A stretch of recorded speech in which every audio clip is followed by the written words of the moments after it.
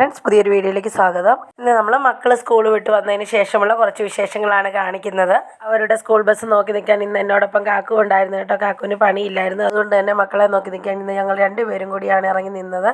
അവർക്കും അതൊരു സന്തോഷമല്ലേ, വാപ്പിയും അമ്മയും കൂടി ഞങ്ങളെ നോക്കി നിൽക്കുന്നു. രാവിലെ മക്കളെ സ്കൂളിൽ വിടാൻ പോയത് കാക്കുവാണ്. അപ്പം തന്നെ ഭർത്താവിന് ഭയങ്കര സന്തോഷമായിരുന്നു, വാപ്പി ഇന്ന് ഞങ്ങളെ കൊണ്ടുവിടുന്നു എന്നൊക്കെ പറഞ്ഞിട്ട്. അപ്പം അതുപോലെ തന്നെ മക്കൾ വരുമ്പോഴത്തേനും അവർക്ക് കഴിക്കാനുള്ള കടികൾ കൂടി വാങ്ങിച്ചിട്ടുണ്ട്. ഇവിടെ ഉണ്ടായിരുന്നതുകൊണ്ട് തന്നെ പണികളൊന്നും എൻ്റെ നടന്നില്ല. അപ്പം കറി വെക്കാനൊക്കെ സാധനം മേടിക്കാൻ വൈകിട്ടാണ് ഇറങ്ങിപ്പോയത്. ആ കൂടെ വാങ്ങിച്ചുകൊണ്ട് വന്നതാണ്. എൻ്റെ അടിപൊളി പഴം ബോണ്ട, നെയ്യപ്പം, സുഖിയൻ.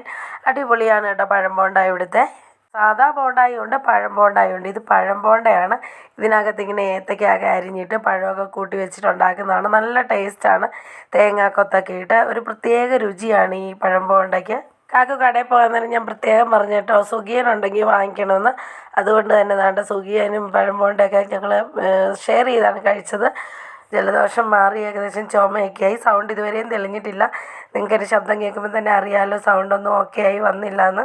അതുകൊണ്ട് തന്നെ ഞാൻ ചായ എനിക്കെടുത്തില്ല, മക്കൾക്കും കാക്കുവിനും മാത്രമേ എടുത്തുള്ളൂ. കഴിച്ചുകൊണ്ടിരുന്നതുകൊണ്ട് ഭർത്താവിൻ്റെ ചായ ഇച്ചിരി കുടിച്ചെന്നേ ഉള്ളൂ. എനിക്ക് ചായ കഫക്കെട്ടായതുകൊണ്ട് ഞാൻ എടുക്കാഞ്ഞത്. അങ്ങനെ ചായയുടെ ബഹളം എല്ലാം കഴിഞ്ഞതുകൊണ്ട് ഭർത്താവ് സൈക്കിളിൽ ചവിട്ടാൻ ഇറങ്ങിയിട്ടുണ്ട് കേട്ടോ. അവൻ ഉന്തി നടന്ന് അവൻ സൈക്കിളിൽ കാല് വെച്ച് ചവിട്ടാനായിട്ട് പഠിച്ചു. എന്നും എല്ലാവരോടും ചോദിക്കുമായിരുന്നു, എന്നെ ഒന്ന് ഉന്തി പഠിപ്പിക്കാമോ. സത്യം പറഞ്ഞാൽ നടുവിന് വേദന ഉള്ളതുകൊണ്ട് എനിക്ക് ഒരുപാട് നേരം സൈക്കിൾ ഉന്തി പുറകെ നടക്കാൻ പറ്റുകയില്ലായിരുന്നു. എന്താണെങ്കിലും അവൻ തന്നെ പഠിച്ചു. ഇന്ന് ആദ്യമായിട്ടാണ് കാക്കു അവൻ സൈക്കിൾ ചവിട്ടി തന്നെ ഓടിക്കുന്നത് കാണുന്നത്. കാക്കു വീട്ടിലുള്ള ദിവസമൊക്കെ അവനെ സൈക്കിൾ ചവിട്ടാനായിട്ട് സഹായിക്കുമായിരുന്നു. അങ്ങനെ മക്കൾക്ക് സ്നാക്സ് വാങ്ങിക്കാൻ പോയിട്ട് വന്നപ്പോഴത്തേനും നാണ്ട കാക്കു കറി വെക്കാനായിട്ട് പോട്ടിയാണ് വാങ്ങിച്ചുകൊണ്ട് വന്നത്. എന്നാൽ മിണ്ടിയില്ല കേട്ടോ പോട്ടിയാണെന്നുള്ള കാര്യം. ഞാൻ വിചാരിച്ചു ബീഫായിരിക്കുമെന്ന്. എങ്കിൽ രാത്രി എപ്പോഴെങ്കിലും ഒന്ന് പെട്ടെന്ന് തന്നെ തല്ലിക്കൂട്ടാമെന്ന് വിചാരിച്ചിരിക്കുമായിരുന്നു.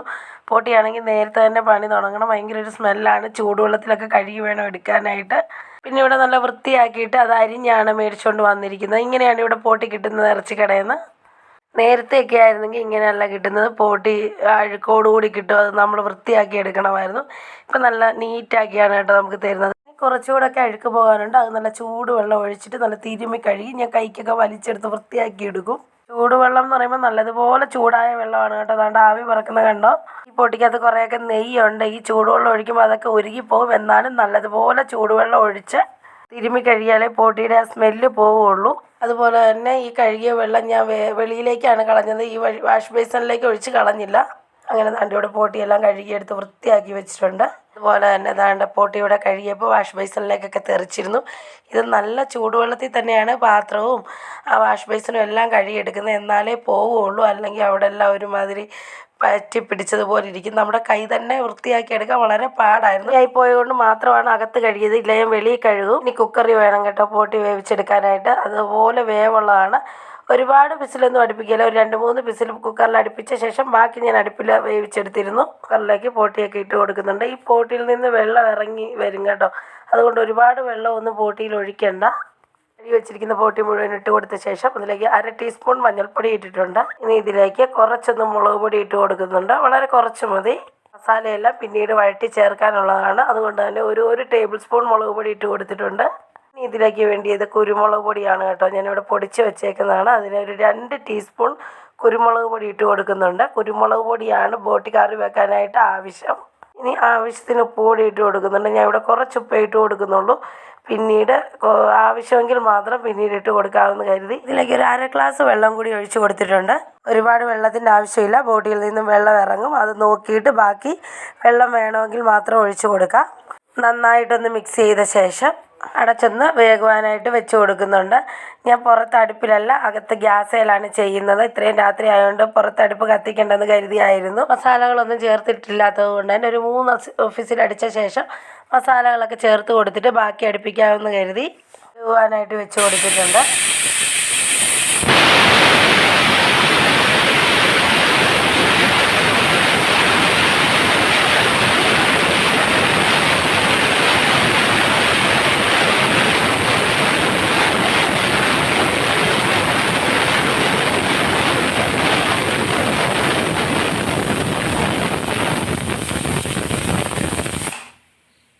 കുക്കറിൻ്റെ ഫിസിലടിക്കുന്നത് കണ്ടപ്പോൾ ശരിക്കും പറഞ്ഞാൽ ഞാൻ പേടിച്ചു പോയി. പുതിയ കുക്കർ ആയതുകൊണ്ടാവാം ഇത്രയും നേരം നീട്ടി ഫിസിലടിച്ച എന്തോ എന്ന് ഒന്നും മനസ്സിലായില്ല. ക്യാമറ ഇട്ടിട്ട് ഓടട്ടെ എന്ന് ഓർത്താ. എന്നിട്ട് പിന്നെയും അവിടെ തന്നെ നിന്ന് എത്ര നേരം നീട്ടി അടിക്കുമെന്നൊക്കെ നോക്കാൻ വേണ്ടിയിട്ട് ഫ്രൈ ചെയ്തെടുക്കാൻ ആവശ്യമായിട്ടുള്ള ഇഞ്ചി, വെളുത്തുള്ളി, ഉള്ളി, പച്ചമുളക്, സവോള പൊളിച്ച് കഴുകിയെടുത്ത് കുറച്ച് അരിഞ്ഞൊക്കെ എടുത്തിട്ടുണ്ട്. ഇനി ഇതാണ്ട് ഉരുളിയിലേക്ക് ആവശ്യത്തിന് വെളിച്ചെണ്ണ ഒഴിച്ചു കൊടുക്കുന്നുണ്ട്. ഒരുപാട് വെളിച്ചെണ്ണ ഒഴിച്ചു കൊടുക്കുന്നില്ല. ഞാൻ പറഞ്ഞില്ലേ പോട്ടിയിലേക്ക് അത്യാവശ്യം നെയ്യൊക്കെ ഉണ്ട്. കുറച്ചൊക്കെ ഉരുകിപ്പോയുള്ളൂ, എന്തിലും നല്ല നെയ്യുണ്ട്. അതുകൊണ്ട് കുറച്ച് വെളിച്ചെണ്ണ ഇവിടെ ഒഴിച്ച് കൊടുക്കുന്നുള്ളൂ. വെളിച്ചെണ്ണ ഒന്ന് ചൂടായി വന്നപ്പോഴത്തേക്കും രണ്ട് ഉലുവ ഇട്ട് കൊടുക്കുന്നുണ്ട്. ഉലുവ ഒന്ന് പൊട്ടി വന്നപ്പോഴേക്കും ഈ വെളുത്തുള്ളി, ഉള്ളിയും പച്ചമുളകും എല്ലാം കൂടി ചതച്ച് വെച്ചിട്ടുണ്ടായിരുന്നു, അത് ഇവിടെ ഇട്ട് കൊടുക്കുന്നുണ്ട്. എന്നിട്ട് നന്നായിട്ടൊന്ന് വഴറ്റിയെടുക്കണം. ഇതെല്ലാം കൂടെ ഒരുമിച്ചിട്ട് ചതച്ചേക്കുന്നതുകൊണ്ട് വളരെ ശ്രദ്ധിച്ച് നിൽക്കണം. പെട്ടെന്ന് കയറി അടിക്ക് പിടിക്കാൻ സാധ്യതയുണ്ട്. അതുകൊണ്ട് കൈയെടുക്കാതെ തന്നെ നന്നായിട്ടൊന്ന് വഴറ്റി കൊടുക്കണം. ഇതെല്ലാം കൂടെ കുറച്ചൊന്ന് മൂത്ത് വന്നപ്പോഴേക്കും അരിഞ്ഞു വെച്ചിരിക്കുന്ന സവോള കൂടി ഇട്ട് കൊടുത്തിട്ടുണ്ട്. കൂട്ടി ആയതുകൊണ്ട് തന്നെ ഒരുപാട് സവോളയൊന്നും എടുത്തിട്ടില്ല. ഒരു 1/4 ഭാഗം സവോള എടുത്തിട്ടുള്ളൂ. ഒരു സവോള ഫുള്ളും എടുത്തിട്ടില്ല. സവോളയൊക്കെ പെട്ടെന്ന് വഴന്ന് കിട്ടാൻ വേണ്ടി അല്പം ഉപ്പ് കൂടി ചേർത്ത് കൊടുക്കുന്നുണ്ട്. നേരത്തെ ബോട്ടി വേവിച്ചപ്പോൾ ഉപ്പിട്ട് കൊടുത്തതുകൊണ്ട് തന്നെ അല്പം ഉപ്പേ ചേർത്ത് കൊടുത്തിട്ടുള്ളൂ. ഇനി നന്നായിട്ടത് കൈയെടുക്കാതെ ദണ്ടൊന്ന് വഴറ്റി കൊടുക്കുക. കണ്ട ഉരുളി ആയതുകൊണ്ട് തന്നെ അടിക്ക് പിടിക്കുന്നുണ്ട്. സവോളയിൽ നിന്ന് കുറച്ച് വഴന്ന് വന്നതിന് ശേഷം ഒരു 3-4 തണ്ട് കരിയാപ്പില ഞാനൊന്ന് ഊരിയിട്ട് കൊടുത്ത് നന്നായിട്ടൊന്ന് വഴറ്റിയെടുക്കുന്നുണ്ട്. അങ്ങനെ ഇതെല്ലാം നല്ലതുപോലെ മൂത്ത് വന്നിട്ടുണ്ട്. അപ്പോഴേക്ക് ഇതിലേക്ക് ആവശ്യമായ മസാലയാണ് ഇട്ട് കൊടുക്കുന്നത്. 1/2 സ്പൂൺ മുളക് പൊടി, 1/4 ടീസ്പൂൺ മഞ്ഞൾപ്പൊടി, 1/2 ടീസ്പൂൺ കുരുമുളക് പൊടി. ബോട്ടി ഫ്രൈ ചെയ്തെടുക്കുമ്പോൾ കുരുമുളക് പൊടിയുടെ ടേസ്റ്റാണ് ഏറ്റവും മുന്നിൽ നിൽക്കുന്നത്. അതുകൊണ്ട് മൊത്തത്തിൽ കുരുമുളക് പൊടി കൂടുതലാണ് ഇട്ട് കൊടുത്തിരിക്കുന്നത്. ഇനി 1/2 സ്പൂൺ മല്ലിപ്പൊടിയേ ഇട്ട് കൊടുക്കുന്നുള്ളൂ. മല്ലിപ്പൊടി വേണമെന്ന് നിർബന്ധമൊന്നുമില്ല. ബോട്ടി കറിയല്ലല്ലോ, ബോട്ടി ഫ്രൈ ചെയ്തെടുക്കാനാണ്. അതുകൊണ്ടാണ് മല്ലിപ്പൊടി വേണമെന്ന് നിർബന്ധമില്ലാത്തത്. ഇതിലേക്ക് 1 ടീസ്പൂൺ ഉമ്മയുടെ ഗരം മസാലയാണ് ഇട്ട് കൊടുത്തിരിക്കുന്നത്. ഇനി ഈ മസാലയുടെ എല്ലാം പച്ചമണം മാറുവോളം നന്നായിട്ടൊന്ന് മൂപ്പിച്ചെടുക്കണം. നല്ലതുപോലെ മൂത്ത് വന്ന ശേഷം 3 വിസിലടിപ്പിച്ച് വെച്ചിരിക്കുന്ന ബോട്ടി ഇതിലേക്ക് ഇട്ട് കൊടുത്തിട്ടുണ്ട്. കണ്ടോ, 1/2 ഗ്ലാസ് വെള്ളം ഒഴിച്ച് വെച്ചതാ. ഇപ്പം ഒരുപാട് വെള്ളം ഈ ബോട്ടിൽ നിന്ന് ഇറങ്ങിയിട്ടുണ്ട്. ഇനി ആ മസാലയിൽ കിടന്ന് നല്ലതുപോലെ വെന്തെടുക്കണം. ബോട്ടി ഇവിടെ ഒട്ടും തന്നെ വെന്തിട്ടില്ല. 3 വിസിലേ ആകെ അടുപ്പിച്ചുള്ളൂ. അത് അത്യാവശ്യം ഈ മസാലയൊക്കെ റെഡിയാകാൻ വേണ്ടിയിട്ട് മാത്രമാണ് ഒന്ന് അടുപ്പിച്ചത്. പിന്നെ ഇത് വിറകടുപ്പേ വെച്ചെടുക്കണമെന്നായിരുന്നു ആഗ്രഹം. പക്ഷേ രാത്രിയായി പോയതുകൊണ്ട് തന്നെ ഗ്യാസേ വെച്ച് നോക്കിയതാണ്. ഒരുപാട് നേരം വേണ്ടി വന്നു ഈ കറി ഒന്ന് തിളച്ച് വരാൻ വേണ്ടിയിട്ട്. നടുക്കത്തെ കുറച്ച് ഭാഗത്ത് മാത്രമല്ല ഗ്യാസിൻ്റെ തീ എത്തുകയുള്ളൂ. അതുകൊണ്ട് തന്നെ പുറത്ത് കഞ്ഞി വെന്തുകൊണ്ടിരിക്കുന്ന അടുപ്പിൽ നിന്ന് കഞ്ഞി മാറ്റി വെച്ചുകൊണ്ട് ബോട്ടി എടുത്ത് വെച്ച് കൊടുത്തു ഒന്ന് വേവിച്ചെടുക്കുവാനായിട്ട്. നല്ലതുപോലെ തീയുണ്ട്, അതുകൊണ്ട് തന്നെ വെന്ത് കിട്ടും. 3-4 വിസിൽ കൂടി അടിച്ചേക്കുന്നതല്ലേ, അതുകൊണ്ട് തന്നെ. അതുമാത്രമല്ല, വിറകടുപ്പിൽ വെച്ചെടുക്കുന്ന കറിക്ക് നല്ലൊരു ടേസ്റ്റ് കൂടിയാണ്. കറിയൊന്ന് നല്ലതുപോലെ തിളച്ച് പറ്റിക്കൊണ്ടിരുന്നപ്പോൾ തന്നെ ഞാൻ 2-3 പീസ് രണ്ടയില കൂടി കൊണ്ടുവന്നിട്ട് കൊടുത്തിട്ടുണ്ട്. കറിക്കൊന്ന് നല്ല ടേസ്റ്റ് കിട്ടുവാനും മണം കിട്ടുവാനും ഒക്കെ ആയിട്ട്.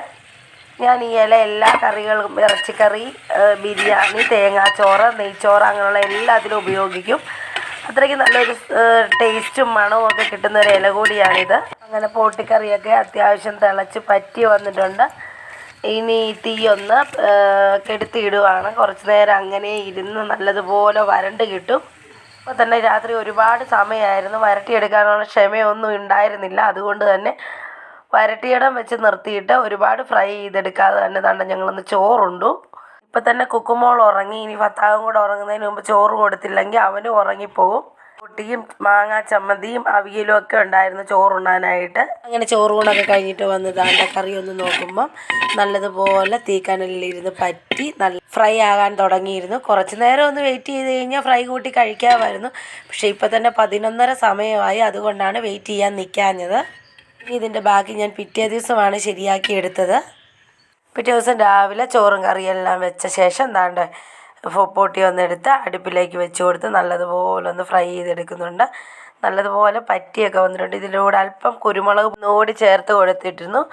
അടിപൊളി ബോട്ടി ഫ്രൈ ഇവിടെ റെഡി ആയിട്ടുണ്ട്. രാവിലെ കാപ്പിക്ക് കപ്പ വേവിച്ചതായിരുന്നു, പിന്നെ പറയാനില്ലല്ലോ. അടിപൊളി കോമ്പിനേഷനാണ്. ഇവിടെ ടേസ്റ്റ് നോക്കാൻ എത്തിയിരിക്കുന്നത് ഫത്തഹാണ് കേട്ടോ. കപ്പയാണെങ്കിലും നല്ല സൂപ്പർ കപ്പ. അടുത്തിടെ ഇത്രത്തോളം കുഴഞ്ഞ് കിട്ടിയൊരു കപ്പ കിട്ടിയിട്ടില്ല. ബോട്ടി ഫ്രൈയുടെ റെസിപ്പി നിങ്ങൾക്ക് ഇഷ്ടപ്പെട്ടാൽ ഒന്നുണ്ടാക്കി നോക്കി ഫീഡ്ബാക്ക് അറിയിക്കാൻ മറക്കരുത്. അപ്പോൾ ഇന്നത്തെ വീഡിയോ ഇത്രയൊക്കെ തന്നെയുള്ളൂ. ആദ്യമായിട്ട് വീഡിയോ കാണുന്ന കൂട്ടുകാരൊക്കെ ഉണ്ടെങ്കിൽ ഒന്ന് സബ്സ്ക്രൈബ് ചെയ്ത് സപ്പോർട്ട് ചെയ്യാൻ മറക്കരുത്. ഈ വീഡിയോ നിങ്ങൾക്ക് ഇഷ്ടപ്പെട്ടാൽ ലൈക്കും ഷെയറും കമൻറ്റും ഒക്കെ ചെയ്ത് തന്നെ സപ്പോർട്ട് ചെയ്യണേ. കൂടുതൽ വിശേഷങ്ങളൊക്കെ ആയിട്ട് അടുത്തൊരു വീഡിയോയിൽ കാണും വരെ ബൈ ബൈ.